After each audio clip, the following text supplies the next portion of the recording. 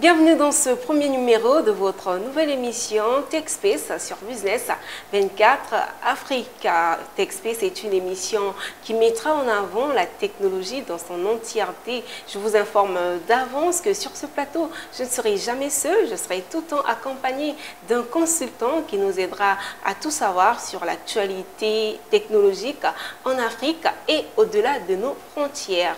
Bienvenue Coach Chris. Merci de me recevoir sur ce plateau. Vous allez bien en forme? Je vais très bien. Alors, Coach Chris, présentez-vous pour les téléspectateurs. Je suis Coach Chris, expert en marketing digital, consultant en intelligence artificielle et en management digital. Alors, Coach Chris, notre thème du jour, c'est l'intelligence artificielle et son impact dans la société. Mais avant tout, j'aimerais d'abord présenter aux téléspectateurs que TechSpace contient 5 rubriques, à savoir Technosphère, Tech Immersion, Tech Interview, Jassatech et l'IA, qui est justement l'intelligence artificielle. Au fur et à mesure qu'on avance, vous allez découvrir le contenu de chaque rubrique. Coach Chris, c'est quoi l'intelligence artificielle? L'intelligence artificielle désigne l'ensemble des technologies dont l'objectif est de reproduire les compétences humaines, à savoir la prise de décision et l'automatisation. C'est depuis quelle année qu'on a commencé à utiliser l'intelligence artificielle déjà? C'est à partir de 1960. Ok. Donc déjà à cette époque, l'intelligence artificielle n'était vraiment pas encore développée parce qu'elle était basée sur un système étroit. Et cette première catégorie d'intelligence artificielle qui a été créée est une intelligence artificielle qui n'avait pas la capacité de supplanter l'intelligence humaine. Elle était là juste pour permettre aux machines de fonctionner à un rythme, mais ce n'était pas vraiment très développé. Donc c'était une intelligence artificielle qui avait nécessairement besoin d'une aide humaine, c'est-à-dire qu'il fallait la reprogrammer à chaque fois pour qu'elle arrive à faire des calculs, pour qu'elle arrive à exécuter des tâches, mais vraiment pas à un niveau très élevé. Après cette partie, on a eu une deuxième catégorie d'intelligence artificielle qui est l'intelligence artificielle forte ou l'intelligence artificielle générale.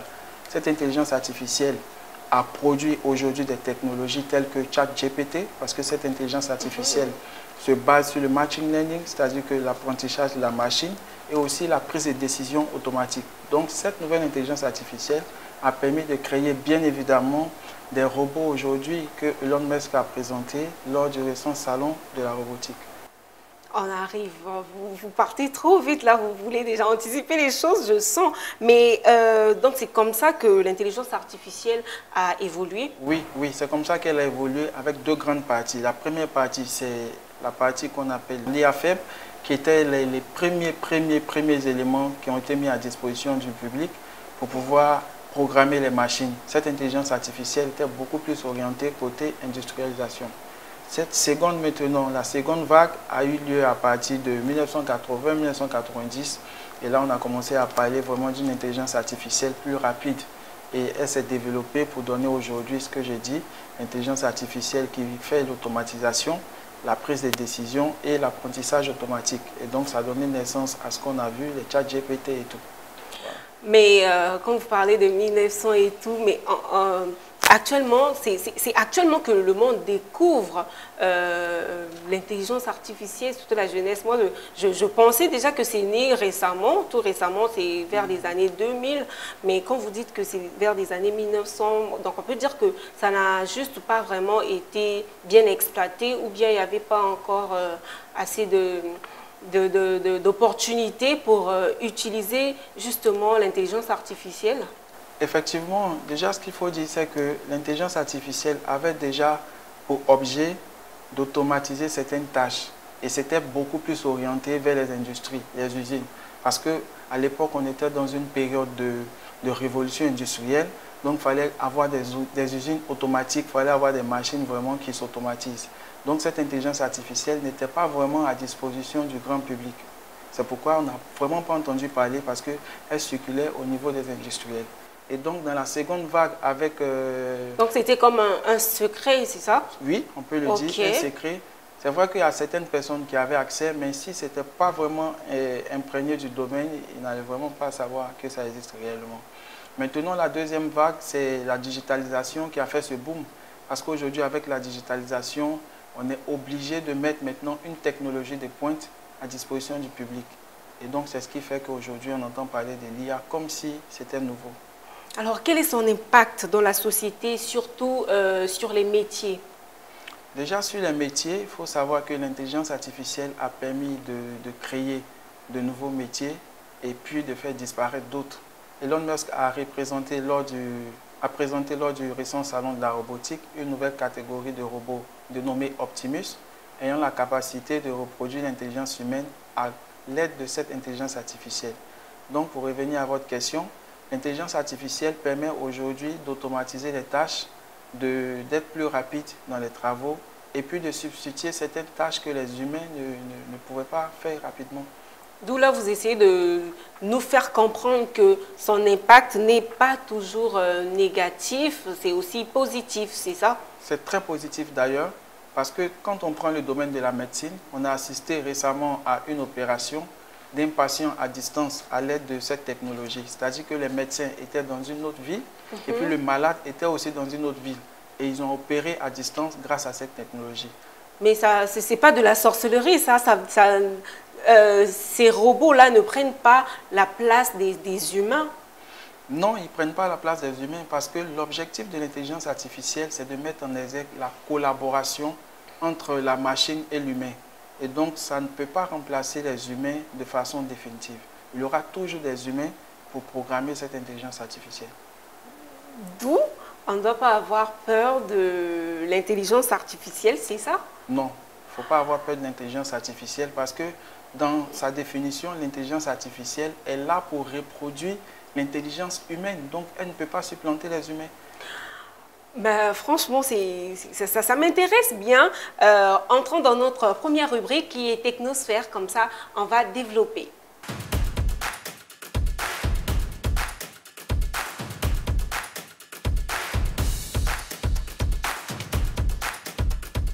De retour sur ce plateau, Coach Chris, c'est quoi l'actualité de la technologie?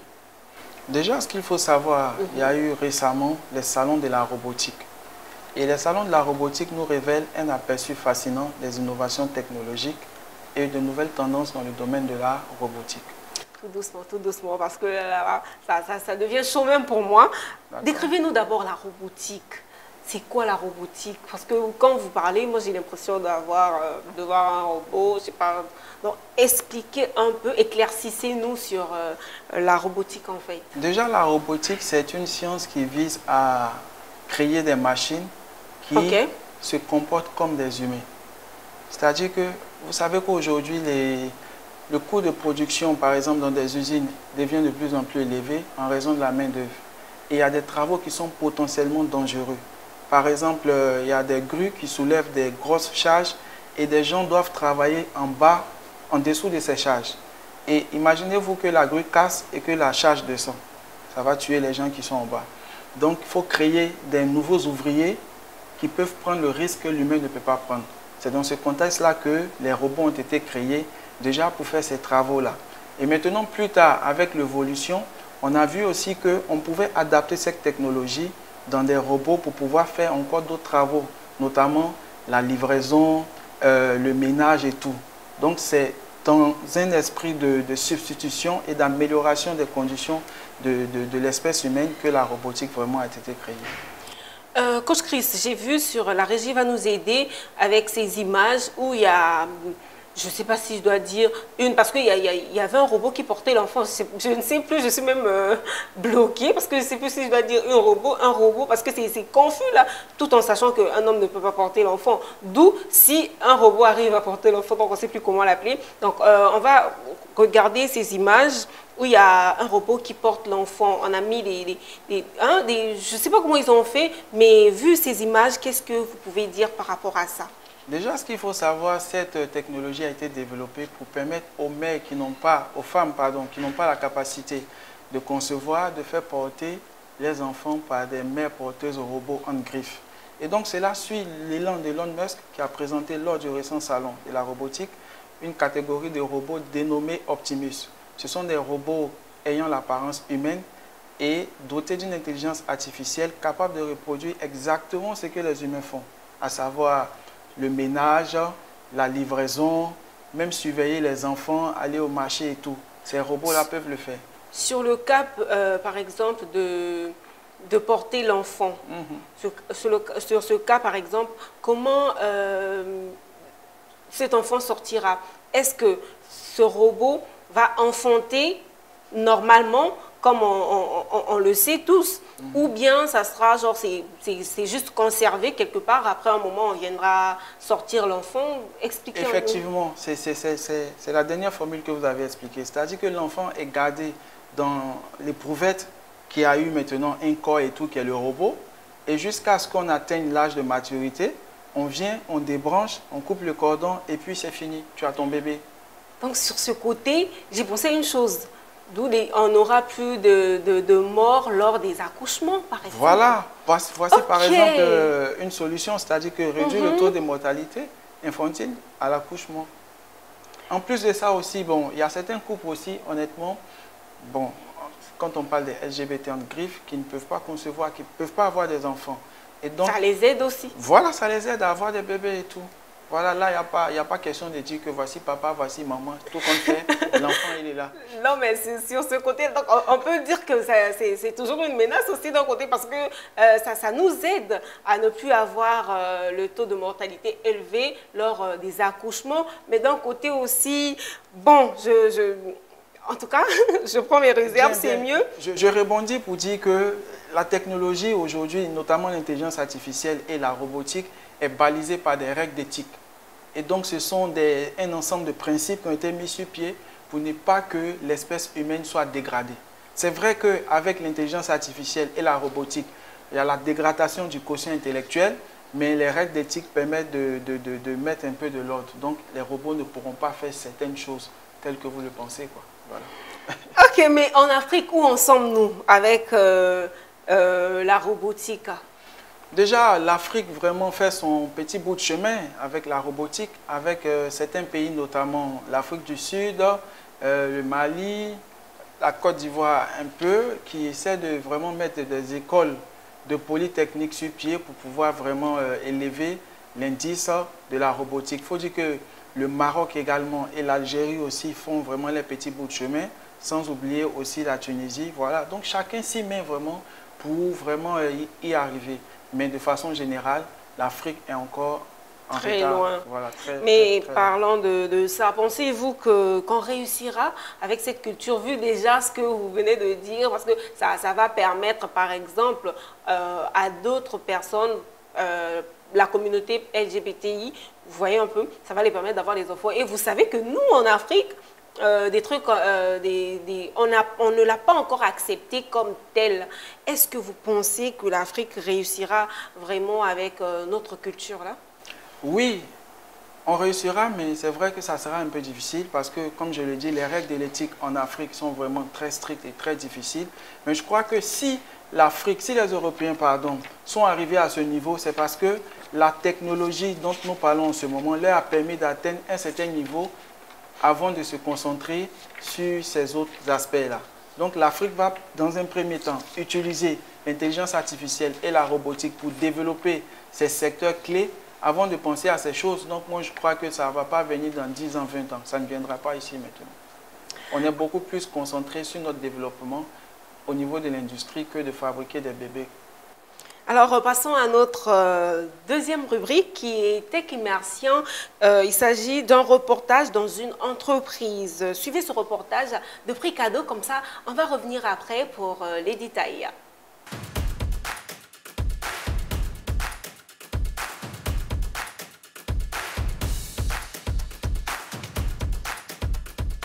Signature de convention et échange de parapheurs entre les représentants de la plateforme Prix Cadeau et le Conseil national des églises protestantes et évangéliques de Côte d'Ivoire.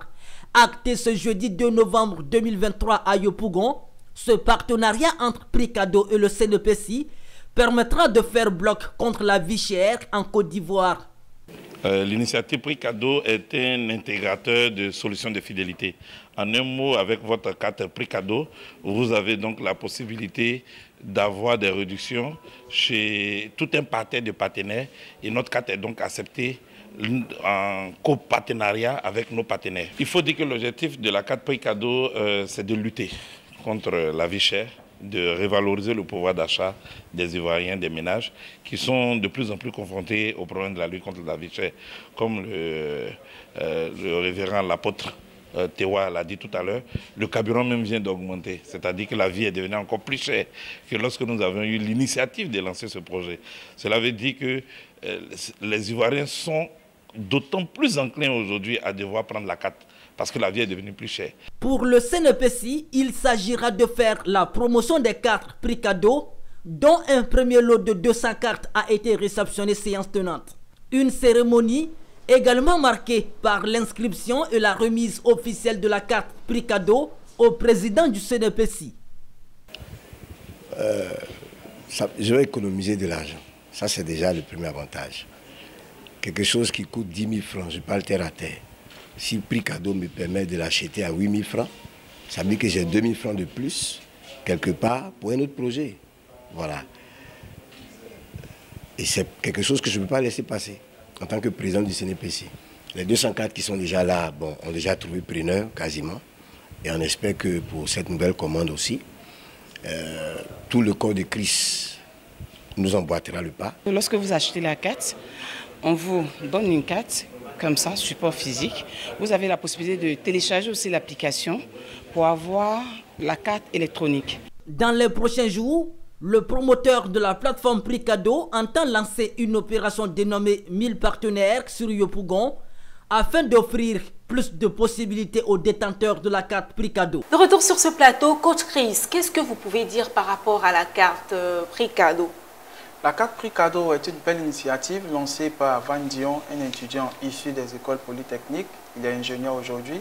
Il a développé cette plateforme pour permettre aux détenteurs de la carte Prix Cadeau d'obtenir des réductions dans les grandes surfaces. Vous savez qu'aujourd'hui, avec le coût de la vie, c'est vraiment difficile pour certaines personnes de s'approvisionner correctement.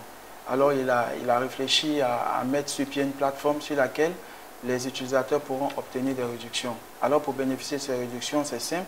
Tu te procures la carte Prix Cadeau et à travers cette carte, tu obtiens une réduction dans des supermarchés qui sont affiliés au programme qu'il a développé. En tout cas, c'est une très belle initiative, c'est très appréciable parce que je conseille à tous les Ivoiriens, puisque c'est un Ivoirien, donc de s'en en procurer parce que ça aide non seulement la population et puis ça valorise la Côte d'Ivoire en fait. On va passer à notre troisième rubrique qui est une interview où on a interviewé un acteur, la directrice générale de IESPA. Comme ça, on va revenir après pour pimenter.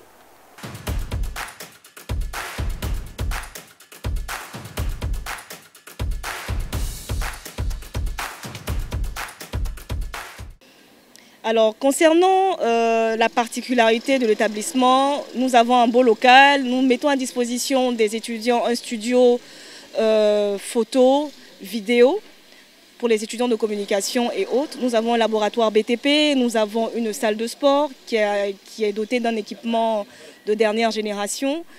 Nous avons une piscine olympique. Nous offrons un cadre de vie extrêmement bien pour nos étudiants, pour leur permettre d'avoir un encadrement stable, qui soit à l'aise. On est de retour.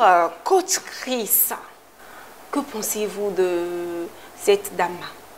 Déjà, ce qu'il faut savoir, cette dame, elle a une belle initiative qui vise à promouvoir les écoles polytechniques. Parce que si la Chine fait aujourd'hui plus de 600 000 ingénieurs par an, c'est notamment grâce aux écoles polytechniques.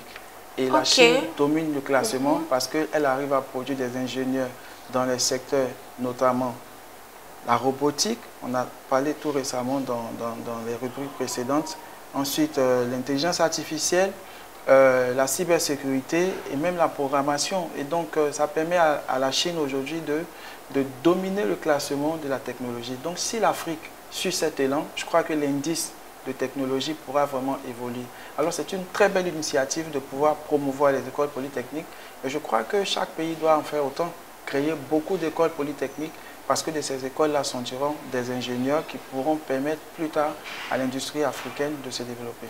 À l'allure où vont les choses, j'en crois fermement que l'Afrique prendra aussi une place, certes, je pense que bien qu'on ne pourra peut-être pas arriver au même niveau que les autres qui, eux, ils ont commencé à l'utiliser depuis. Donc, je pense que l'Afrique aussi arrivera. Alors, on va passer à notre quatrième rubrique, la rubrique que j'aime bien. Il s'agit de Diassa Tech. Suivez.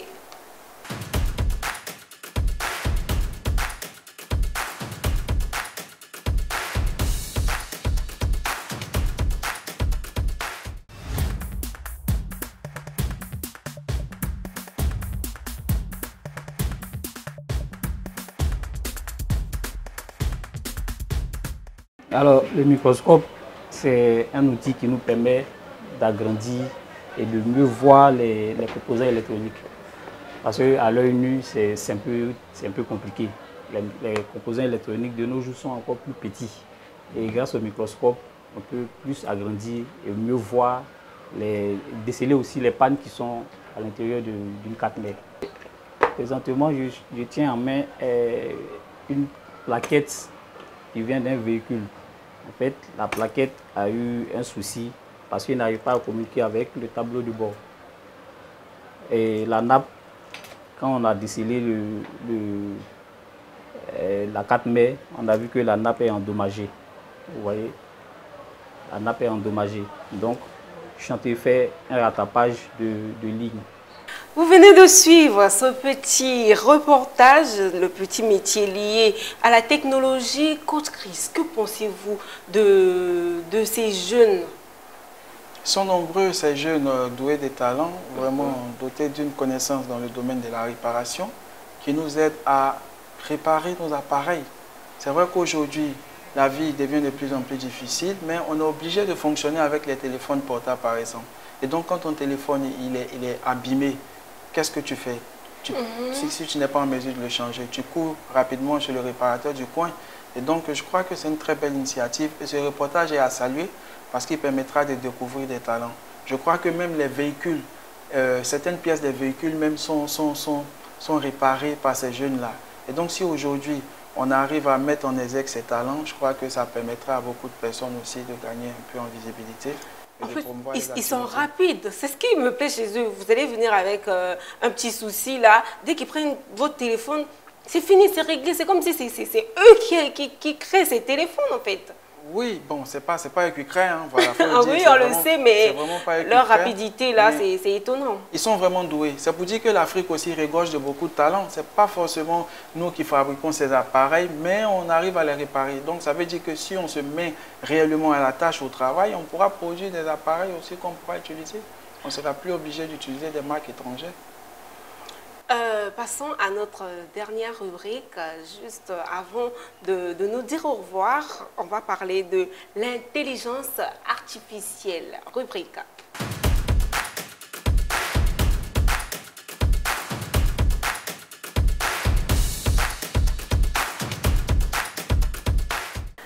De retour sur ce plateau, dans cette rubrique, nous allons parler de l'impact de l'intelligence artificielle au domaine de l'éducation. Coach Chris.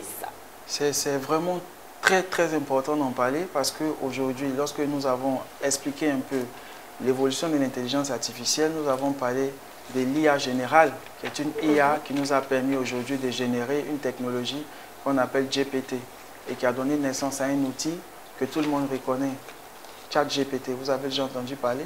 Oui, et de MyHal sur Snapchat. Et tout.